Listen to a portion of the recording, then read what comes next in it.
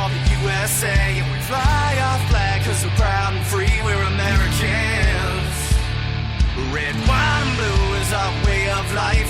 Never back down from a challenge or a fight.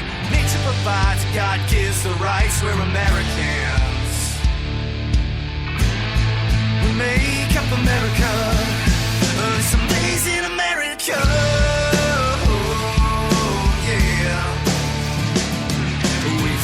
Waters and we hunt the lands. We forge the steel with our own two hands. With what we've got, we do the best we can. We're Americans. From the snowy passes to the desert sun, with the dogs and the horses and the trucks and the guns, with mothers and daughters and fathers and sons, we're Americans. We make up America, this amazing America.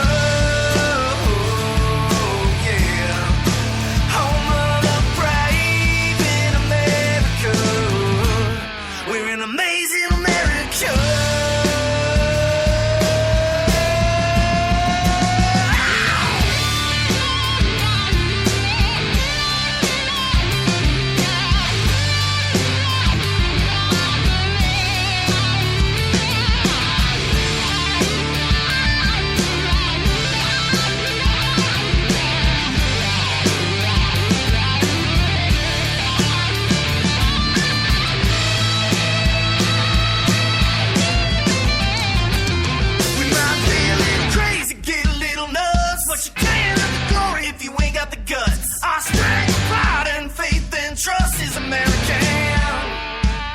We like the wildest things that you've ever seen. We make them bigger and faster, louder and mean. And tell me, who wouldn't wanna be an American?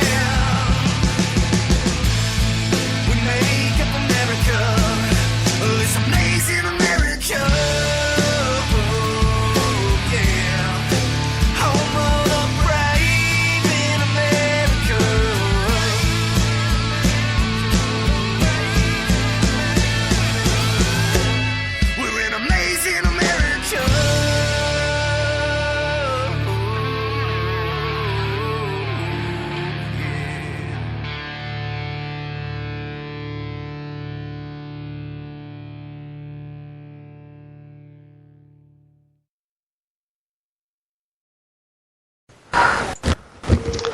Welcome to Patriots on Wheels, and that was Madison Rising, Amazing America, awesome patriotic group. This is John Fireball Anderson with my co-host George Tinkham and Mark Morrison. How you doing, you guys? Doing well. Doing well, John. And welcome, Patriots. It's been quite an eventful week, and we got some news to talk about that's local and that's not local. Our call-in number for our listeners is 315-215-1148. Once again, grab your pen. You might have some information, for you to write down. So, again, our call-in number is 315-215-1148. And this is John Fireball Anderson with George Tinkham and Mark Morrison on a Sunday evening, a nice warm Sunday evening. Great day to be out on the bike, and there's quite a bit of stuff going on today. And I'm going to let George, he was at the Lincoln's funeral commemoration today for 150 years, and I'm going to let him talk a little bit about that. So, it's all yours, George. Well, as I'm sure everybody recalls, Abraham Lincoln was shot in Ford's Theater on the 14th of April, 1865. He died at 7:20 the next morning, April 15th, tax day, which kind of emphasizes that the certainty in life was death and taxes. In that case, it's same day. And it took the better part of a month for the body to be returned to Illinois. For one thing, at Leyden State, at the nation's capital, Abraham Lincoln was the first U.S. president to die in office, and he died at the hands of a murderer.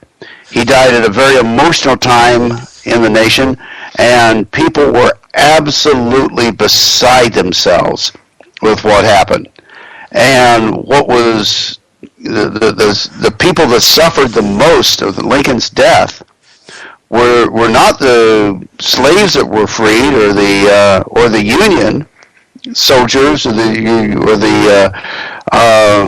Union sympathizers in the North, in the border states or wherever, but it was the people in the South, because Lincoln had he overseen the Reconstruction, it would have gone a lot more smoothly, and there would have been a lot less suffering in the South. There probably would have been no need for the Ku Klux Klan or any of the other groups that rose out of the ashes of the South to try to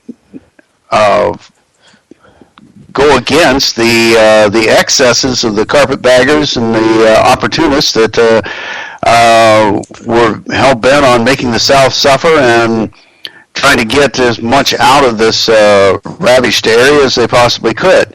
Well, Lincoln's body traveled almost a zigzag pattern throughout the the eastern and middle west of the United States, stopping at various cities. It was not taken on a direct route to Springfield. Finally arrived in May, and there's a procession that were from the train station to the tomb that had been hastily prepared for him. It wasn't the nice modern tomb that we have now. It was basically a hole in the ground with an iron door on it.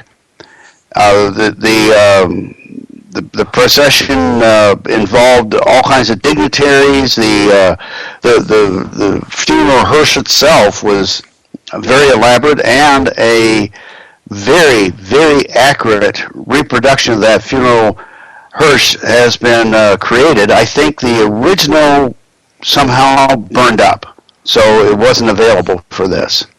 And then there was a whole series of speeches, eulogies given for Lincoln at the tomb. And what's happened this weekend in Springfield is that the funeral car was on display at the main depot here in Springfield that people use now. This is not the depot that would have been used in Lincoln's day, but a fairly elaborate car. This car had been made just for Abraham Lincoln, but he was never able to use it during his life because it wasn't completed. Well, it was near completion at the time that he was murdered, and it turned into being his funeral car. So it was interesting how elaborate a lot of these details were for his funeral. They really went out of their way to show respect for this fallen leader of this country.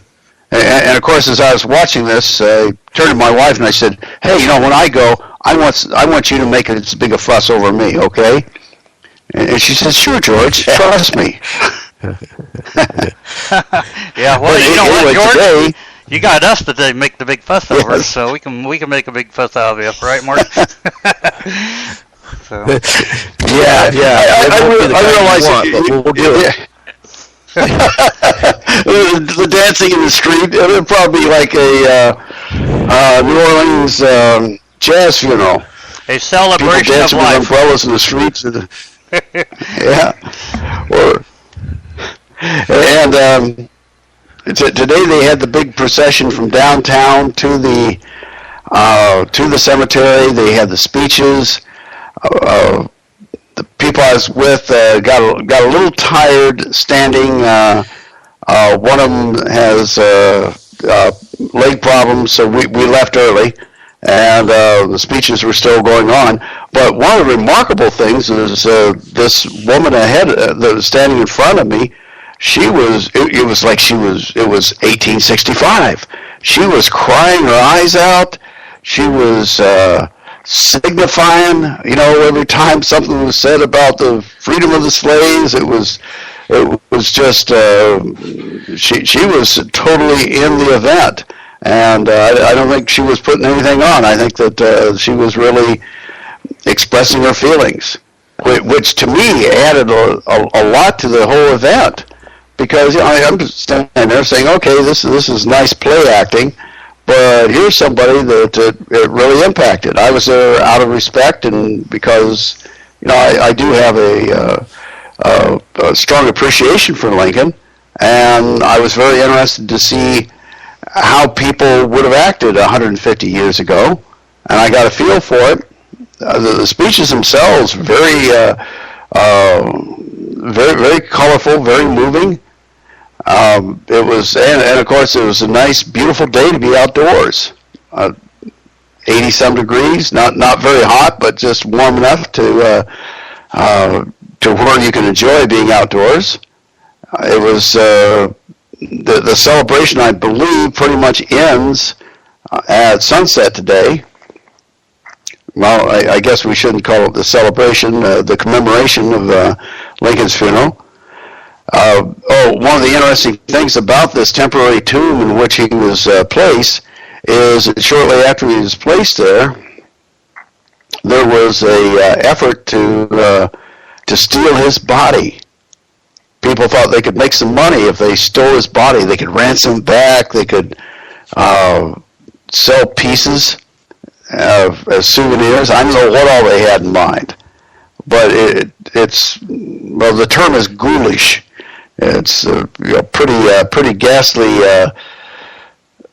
idea and plan that they had. Fortunately, they weren't able to pull it off, and now everything is solidly packed in concrete below the tomb. Nothing like that is going to happen overnight, at least. It would take a week with jackhammers and who knows what else to be able to access the. And it's the Lincoln family that's buried there. It's not just the president himself. So anyway, that's what's happening in Springfield. Very entertaining, very colorful, and I really like that this city celebrates its Lincoln heritage. I think you may be aware that I've led motorcycle tours along the old H Judicial Circuit that Abraham Lincoln used to ride as a circuit riding lawyer. And we would meet with a local historian at each stop that would regale us with a piece of Lincoln lore.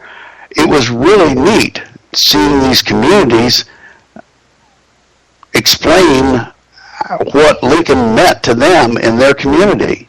It was touching.